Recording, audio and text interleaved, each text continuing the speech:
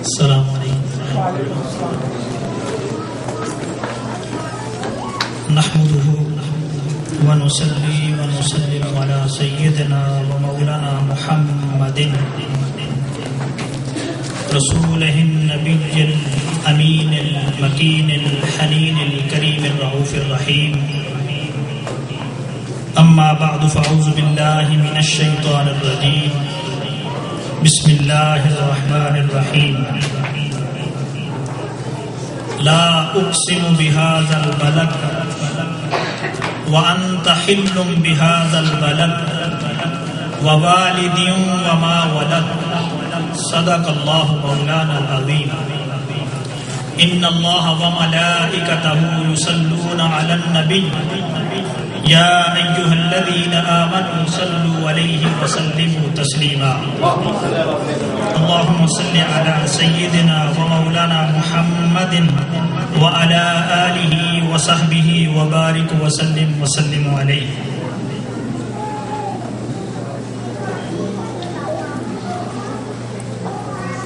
Honorable guest Sheikh Faisal Abdul Razak from Toronto,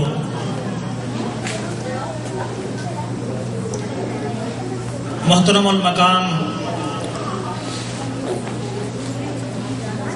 آج کے اس سالانہ 10ویں میلاد مصطفیٰ صلی اللہ علیہ وآلہ وسلم کانفرنس کے چیف آرگنائزر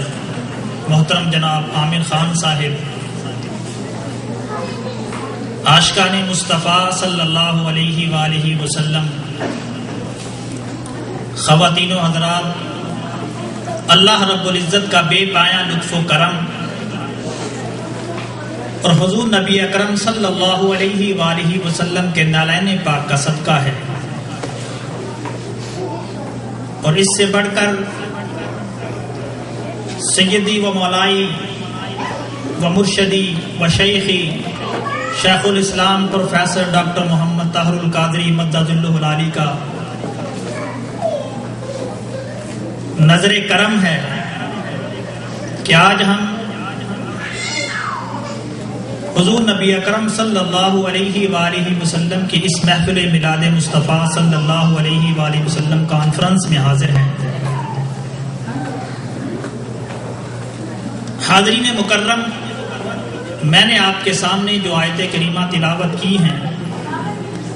یہ سورہ البلد کی آیت نمبر 1، 2 اور 3 ہے. اس آیت کریمہ کے اندر اللہ رب العزت نے اپنے محبوب تاجدار کائنات صلی اللہ علیہ وآلہ وسلم کی آمد کا ذکر کیا. اور حاضرین مکرم، آج کی ہماری گفتگو کا جو موضوع ہوگا وہ بھی یہ ہوگا کہ استقبال آمد مصطفیٰ صلی اللہ علیہ وآلہ وسلم یہ سنت خدا اور سنت صحابہ ہے. یعنی آقا کی میلاد کی خوشی منانا یہ سنت خدا بھی ہے اور سنت صحابہ بھی ہے. جیسا کہ میں نے آپ کے سامنے سورہ البلد کی آیات کریمہ کی تلاوت کی کہ جس میں اللہ رب العزت نے ارشاد فرمایا کہ لا اقسم بہذا البلد، میں اس شہر مکہ کی قسم کھاتا ہوں، وَأَنْتَ حِلٌّ بِهَذَا الْبَلَدِ، اے حبیب مکرم اس لیے کہ آپ اس شہر کے اندر جلوہ گر ہیں، آپ اس شہر کے اندر تشریف فرما ہیں. اور حضور سیدی شیخ الاسلام پروفیسر ڈاکٹر محمد طاہر القادری اس آیت کریمہ کا ترجمہ کرتے ہوئے وہ آقا کی محبت اور آقا کا عشق بیان کرتے ہوئے اپنے ٹرانسلیشن کے اندر وہ فرماتے ہیں کہ وَأَنْتَ حِلٌّ بِهَذَا الْبَلَدِ، کہ میں اس وقت اس شہر مکہ کی قسم نہیں کھاؤں گا کہ اے حبیب جب آپ اس شہر سے رخصت ہو جائیں گے. یعنی اللہ رب العزت بھی شہر مکہ کی قسم تب کھا رہا ہے جب اس کا محبوب اس شہر مکہ کے اندر موجود ہے۔ اور پھر تیسری آیت کریمہ کے اندر اللہ رب العزت نے ارشاد فرمایا کہ ووالد وما ولد، اے حبیب مکرم آپ کے والد سیدنا آدم علیہ السلام یا سیدنا ابراہیم علیہ السلام کی قسم، وما ولد، اور ان کی قسم کہ جن کی ولادت ہوئی، یعنی آقا دو جہاں صلی اللہ علیہ وآلہ وسلم کی ذات اقدس کی اللہ رب العزت قسم کھا رہا ہے۔ حاضرین گرامی قدر، اگر ذرا توجہ کریں تو اللہ رب العزت کی ذات اپنے محبوب کی آمد کی خوشی میں قرآن کی قسمیں کھا رہا ہے، اس شہر مکہ کی قسمیں کھا رہا ہے۔ اس کو کیا پڑی؟ حالانکہ اس کا گھر اس شہر مکہ کے اندر موجود ہے، اس گھر کے اندر لوگ طواف بھی کرتے ہیں، یہاں پر حجر اسود بھی ہے، یہاں پر صفا و مروہ بھی ہے، یہاں پر مقام ابراہیم بھی ہے، مگر اللہ رب العزت کی ذات اس وجہ سے قسم نہیں کھا رہا کہ لوگوں میرا اس شہر کے اندر گھر ہے اس وجہ سے میں قسم نہیں کھا رہا، بلکہ میں قسم اس لیے کھا رہا ہوں کہ وَأَنْتَ حِلٌّ بِهَذَا الْبَلَدِ، اے حبیب مکرم تو اس شہر کے اندر تشریف فرما ہے، میں اس وجہ سے اس شہر کی قسم کھا رہا ہوں۔ آئیے ذرا اپنے تصورات کو، اپنے خیالات کو وادی مکہ میں لے کر چلتے ہیں اور میرے ساتھ اس وادی میں گم ہو کر ان گلیوں کا تصور کر کے دیوانہ وار ہو کر ہم بھی یہ تصور کریں کہ آقا مکہ کی گلیوں میں پھر رہے ہیں اور آقا کی ولادت اس مکہ مکرمہ کے اندر ہوئی ہے۔ 12 ربیع الاول کا دن ہے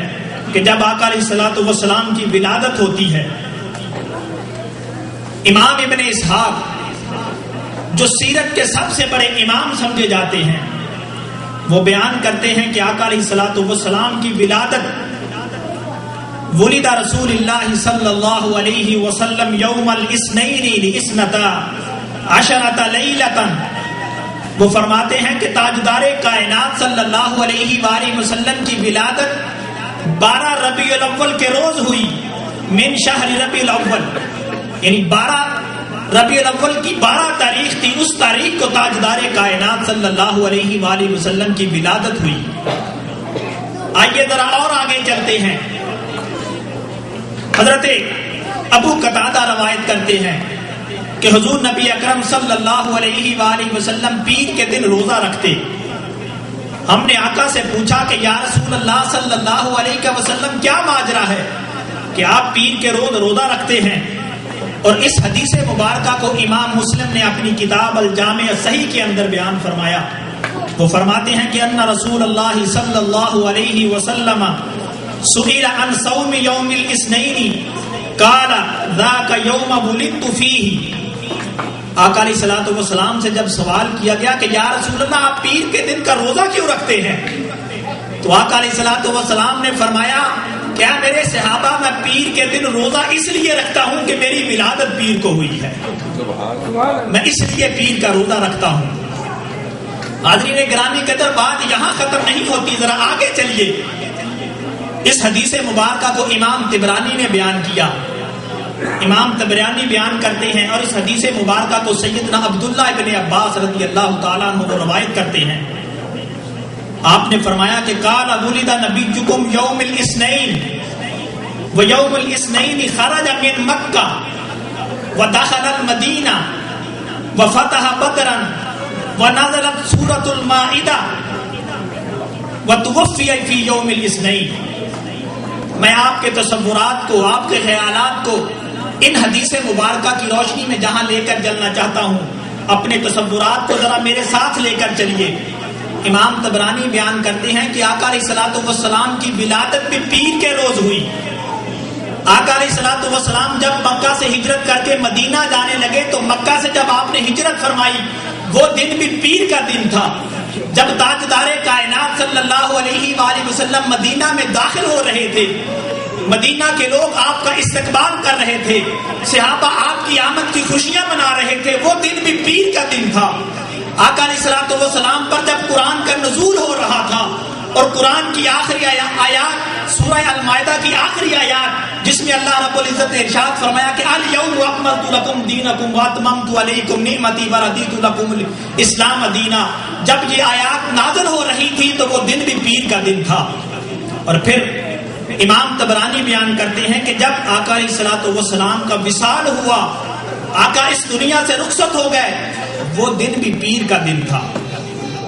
اب حاضرین مکرم، آئیے آقا علیہ الصلوۃ والسلام کی جب ولادت ہو چکی تو یہ سب کو معلوم ہے کہ سیدہ حلیمہ وہ آقا علیہ الصلوۃ والسلام کو لینے کے لیے مکہ میں حاضر ہوتی ہیں۔ عبداللہ ایک گھر تشریف لاتی ہیں اور آپ کے دادا سیدنا عبد المطلب کے پاس حاضر ہوتی ہیں اور آ کر عرض کرتی ہیں کہ یہ بچہ مجھے دے دو، میں اس کی پرورش کروں گی۔ تو سیدہ آمنہ رضی اللہ تعالی عنہا آپ کی والدہ محترمہ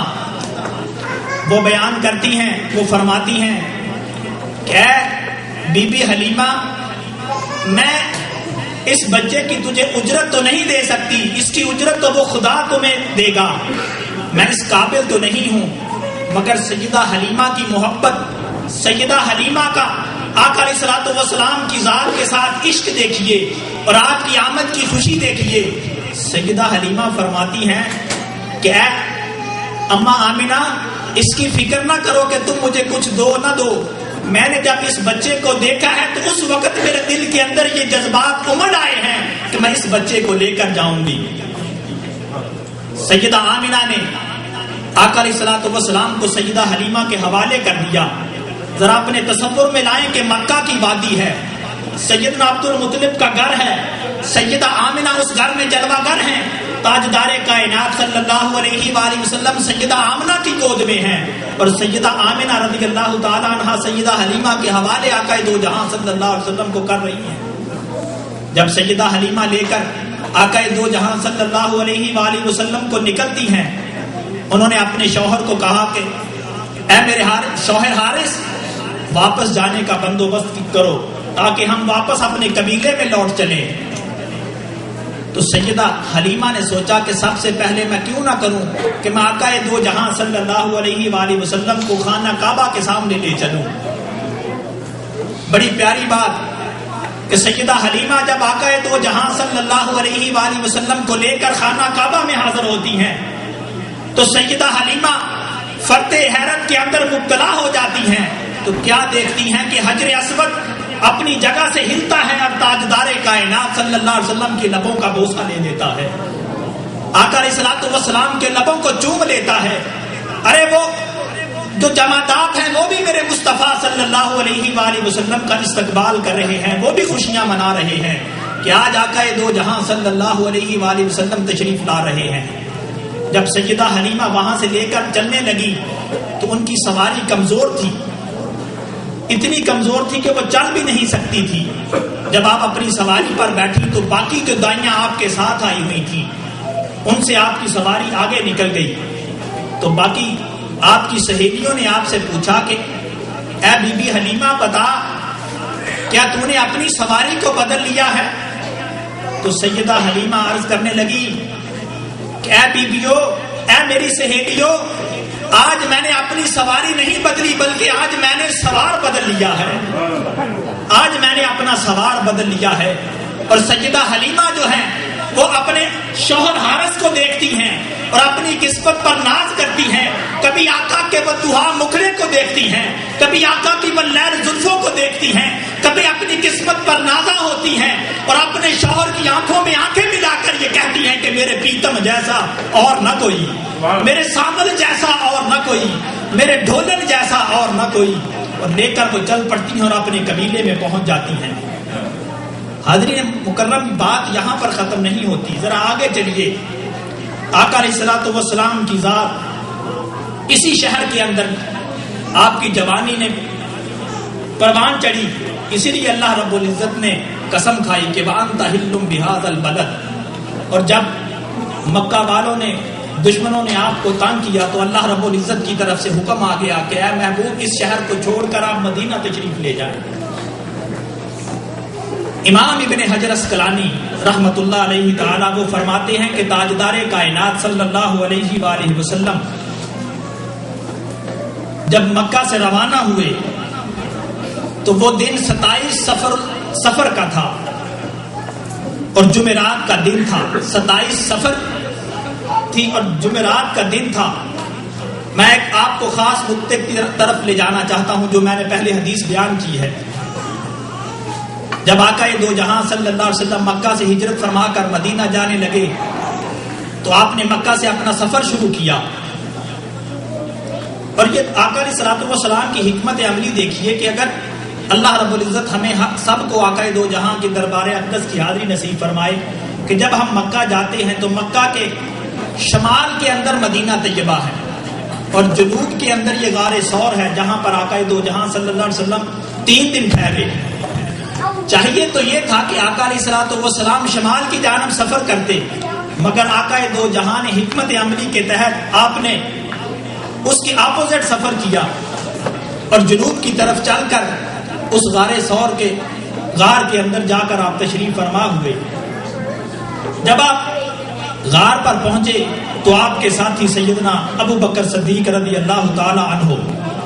وہ بھی آپ کے ساتھ ہیں۔ سیدنا ابو بکر صدیق رضی اللہ تعالی عنہ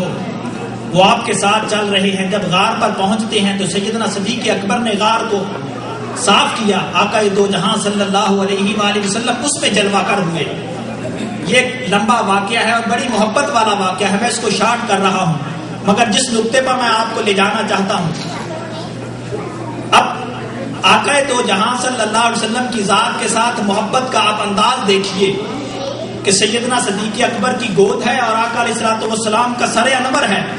آقا وہاں پر جلوہ گر ہو جاتے ہیں، تشریف رکھتے ہیں۔ اللہ رب العزت کی طرف سے حکم ہوتا ہے کبوتروں کو کہ کبوتروں جاؤ اس غار کے دانے پر جا کر بیٹھ جاؤ اور میرے مصطفیٰ کی حفاظت کرو۔ مکڑی کو حکم ہو جاتا ہے کہ مکڑی جاؤ تم جا کر غار کے دروازے کے اوپر جانا بندو تاکہ دشمن یہ نہ تصور کرے کہ اندر غار کے اندر کوئی ہے یا نہیں ہے۔ وہ جو کبوتر آئے تھے اس پہ میں تھوڑی سی ایک بات کرنا چاہتا ہوں۔ وہ خاص کبوتر تھے، آج بھی یہ کبوتر جسے بیٹھ کبوتر سنتے ہیں کہ لوگوں بزرگوں کے مزارات پہ آپ نے دیکھا ہوگا، اللہ کے نیک بندوں کی بارگاہ میں آپ نے دیکھا ہوگا کہ یہ کبوتر آ کر بیٹھتے ہیں۔ اس کی ذرا میں ہسٹری آپ کو بتاتا چلوں کہ وہ جو کبوتر آقا دو جہاں کے غار کے دانے پر آ کر بیٹھے وہ کون تھے۔ سیدنا نوح علیہ السلام کا جب طوفان آیا، اور اس حدیث مبارکہ کو امام حلبی نے اپنی کتاب السیرہ النبویہ کے اندر بیان کیا ہے، اس کی جلد 2 اور صفحہ 51 ہے، جس کے اندر انہوں نے اس حدیث مبارکہ کو اور اس قول کو بیان کیا ہے۔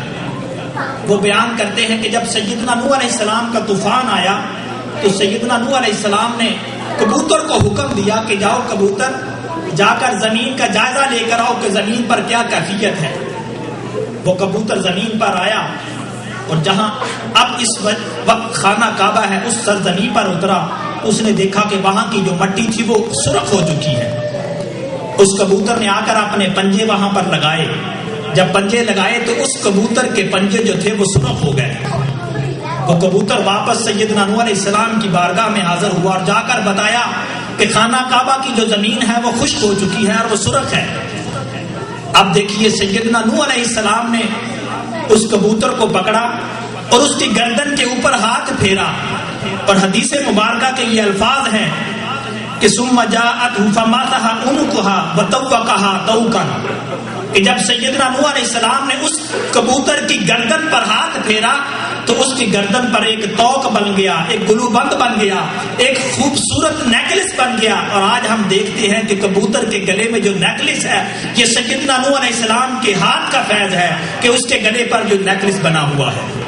اور آپ نے پکڑا اور اس کے پاؤں کو سرخ رنگ دے دیا، اور پھر فرمایا کہ وَأَسْكَنَهَا الْحَرَمْ وَدَعَا لَهَا بِالْبَرَكَةِ،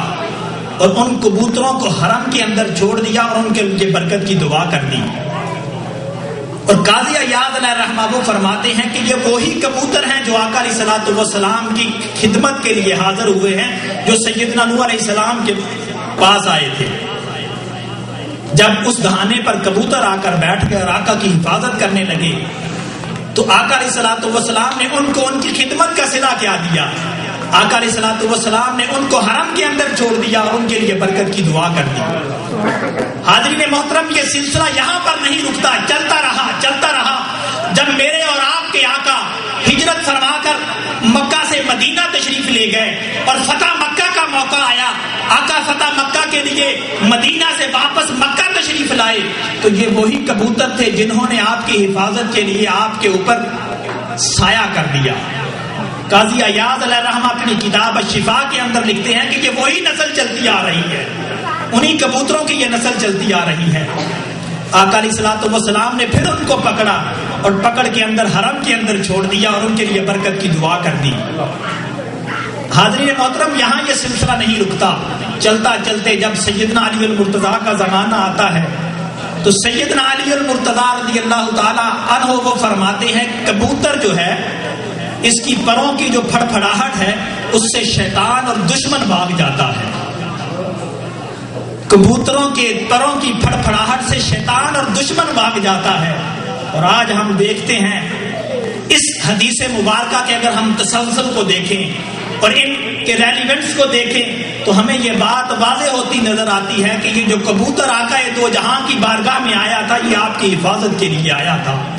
جب فتح مکہ کا موقع تھا تو وہ آپ کے سر انور پر سایہ کیے ہوئے تھا، وہ آپ کی حفاظت کر رہا تھا. اور جب سیدنا علی المرتضیٰ نے یہ ارشاد فرما دیا کہ یہ کبوتروں کی پروں کی پھڑپھڑاہٹ ہے،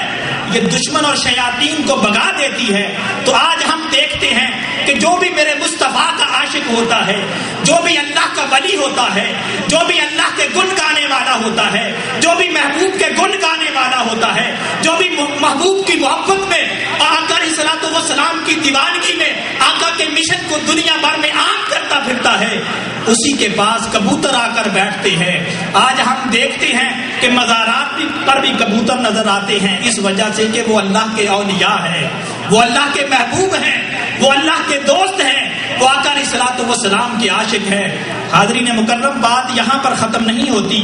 آگے چلیے. ادب کا تقاضا دیکھیے. حدیث مبارکہ کے اندر سیدنا امام طبرانی بیان کرتے ہیں کہ جب آقا علیہ الصلوۃ والسلام ہجرت فرما کر مدینہ پاک تشریف لے جاتے ہیں تو صحابہ کا آقا علیہ الصلوۃ والسلام کی محبت کا عالم یہ تھا کہ امام طبرانی بیان کرتے ہیں کہ اسلح بن شریک، بڑی ایک پیاری حدیث آپ کو سنا رہا ہوں. اسلح بن شریک وہ آقا علیہ الصلوۃ والسلام کی اونٹنی کا کجاوا جو تھا وہ باندھا کرتے تھے. جب آقا علیہ الصلوۃ والسلام نے کسی جگہ پر سفر کرنا ہوتا تھا تو اسلح بن شریک اس اونٹنی کا کجاوا باندھا کرتے تھے. ایک دن کسی وجہ سے ان کو غسل کی حاجت ہو گئی اور وہ پاک نہیں تھے اور انہوں نے یہ تصور کیا کہ میں پاک نہیں ہوں، آج میں آقا علیہ الصلوۃ والسلام کی اونٹنی کا کجاوا نہیں باندھوں گا. انہوں نے کسی انصاری صحابی سے کہا کہ اے انصاری صحابی، آج آپ آقا علیہ الصلوۃ والسلام کی اونٹنی کا کجاوا باندھ دیں. انہوں نے کجاوا باندھ دیا. آقا علیہ الصلوۃ والسلام مدینہ پاک سے رخصت ہو گئے سفر پر. اسلح بن شریک صبح اٹھے، انہوں نے غسل کیا. غسل کرنے کے بعد وہ بھی دوڑتے ہوئے آقا علیہ الصلوۃ والسلام کے قافلے میں مل گئے. اب ذرا چشمے تصور میں لائیں کہ صحابہ کی آقا کے ساتھ محبت اور عرب کتنا تھا، کہ آقا کی آمد کی خوشیاں وہ کس طرح مناتے تھے. ذرا چشمے تصور میں لائیے. جب اسلح بن شریک آقا علیہ الصلوۃ والسلام کی بارگاہ میں پہنچتے ہیں تو آقا علیہ الصلوۃ والسلام نے اسلح بن شریک سے فرمایا کہ اے اسلح بن شریک، آج کیا بات ہے کہ میری اونٹنی کا کجاوا جو بدلا بدلا لگ رہا ہے. آقا کو بھی پتا تھا کہ آج کجاوا اسلح بن شریک نے نہیں باندھا، کسی اور انصاری صحابی نے باندھا ہے. آقا نے اسلح بن شریک سے پوچھا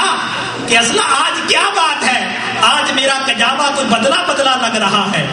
عرض کرنے لگے کہ یا رسول اللہ صلی اللہ علیہ وسلم، میں حالت جنابت میں تھا،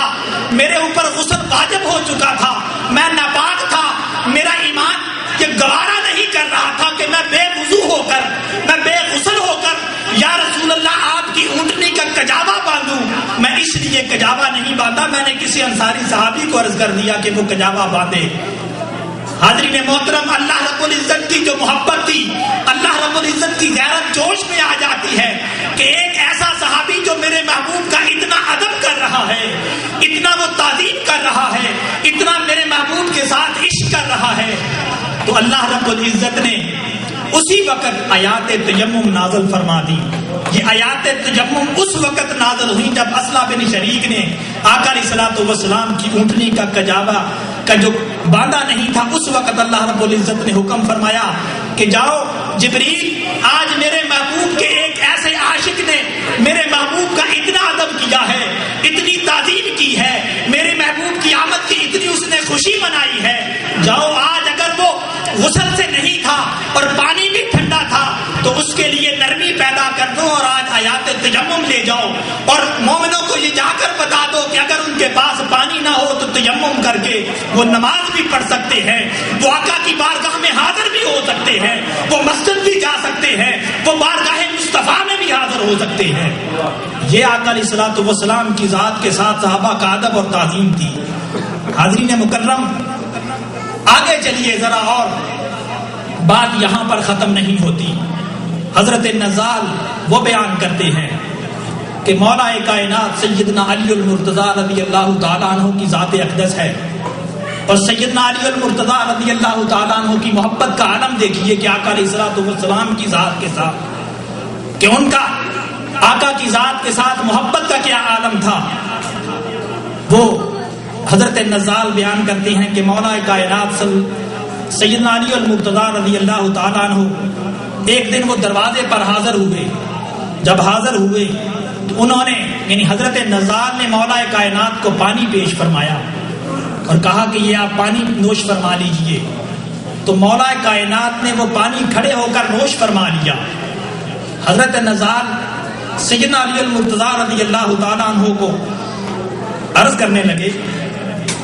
اور یہ حدیث مبارکہ بھی امام بخاری نے اپنی کتاب الجامع صحیح کے اندر بیان فرمائی ہے. حضرت نزال بیان کرتے ہیں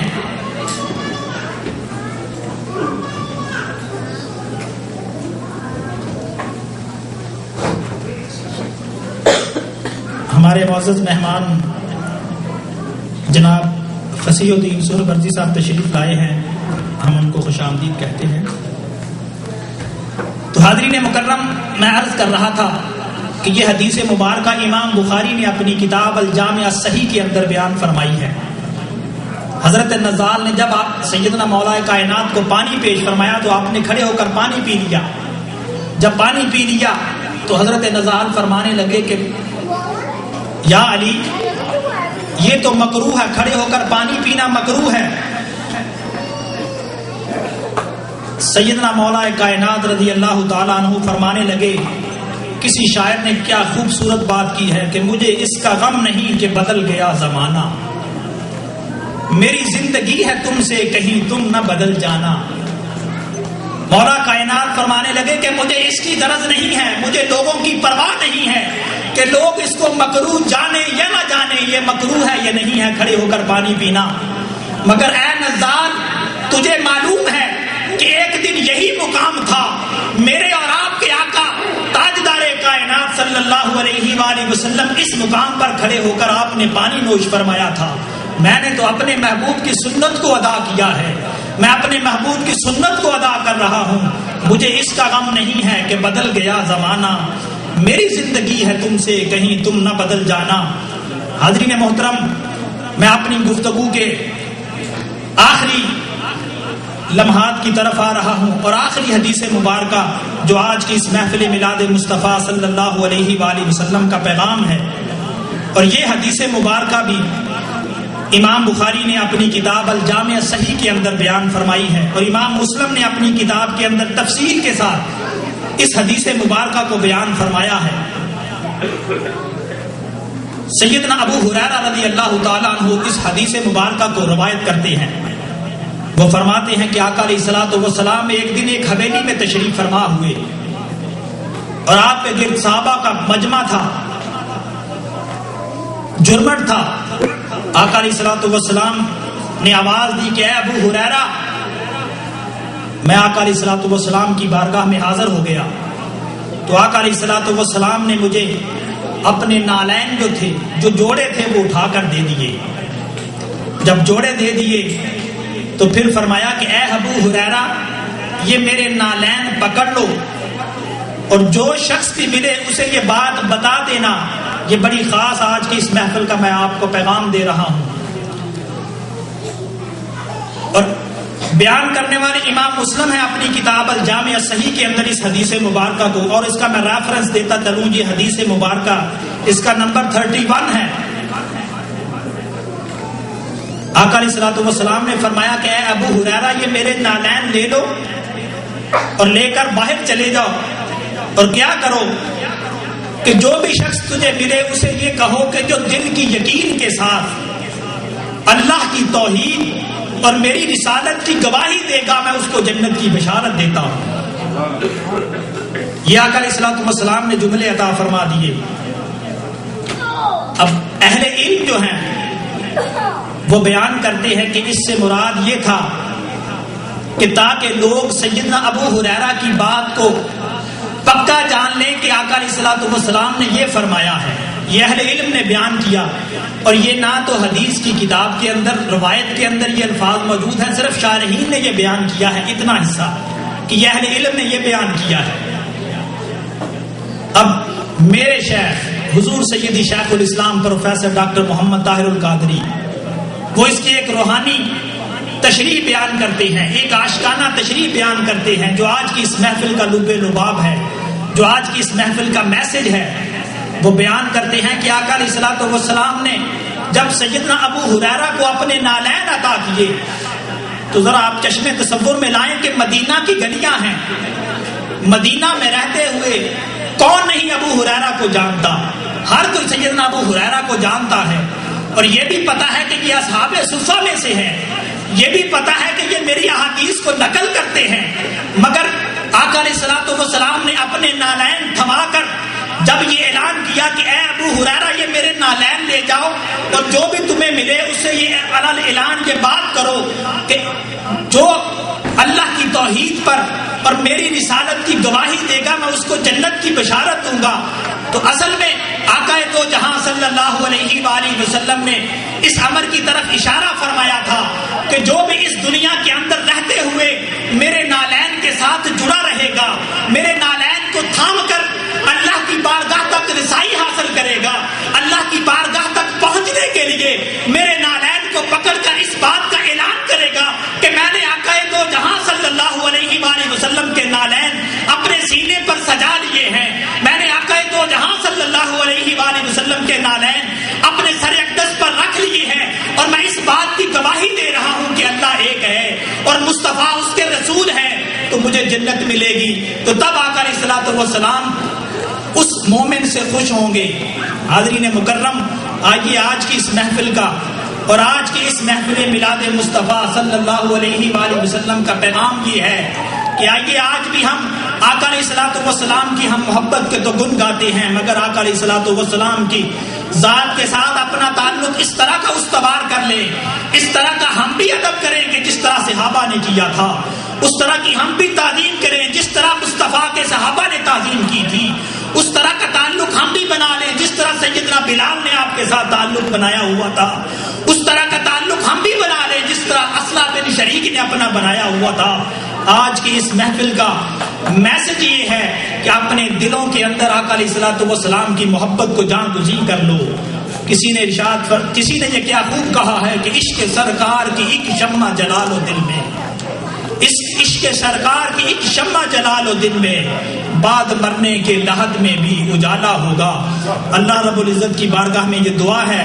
کہ اللہ رب العزت ہمارے حال پر کرم فرمائے اور ہمیں آقا علیہ الصلوۃ والسلام کی محبت اور آقا علیہ الصلوۃ والسلام کا عشق عطا فرمائے۔ وما علینا الا البلاغ المبین۔